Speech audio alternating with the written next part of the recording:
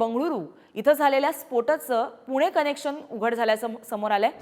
बंगळुरू स्फोटाचा संशयित दहशतवादी पुण्यात असल्याचं एनआयएला संशय आहे। एनआयएचं तपास पथक हे पुण्यामध्ये दाखल झालंय। एनआयएच्या तपास पथकाकडून आरोपीचा पुण्यामध्ये शोध देखील सुरू आहे। बंगळुरूमधील रामेश्वरम कॅफेमध्ये 1 मार्चला बॉम्बस्फोट झाला होता आणि या प्रकरणी पुणे कनेक्शन कुठेतरी उघड झाल्याचं समोर येतंय असा संशय आहे आणि या संशयासाठी एनआयएचं पथक जे आहे ते पुण्यामध्ये दाखल झालंय। याबाबत अधिक माहिती जाणून घेऊ आमचे प्रतिनिधी ज्ञानेश्वर यांच्याकडून। ज्ञानेश्वर, बंगळुरू स्फोटकाचं आणि स्फोटाचं कुठेतरी पुणे कनेक्शन उघड झाल्याचं समोर येत आहे।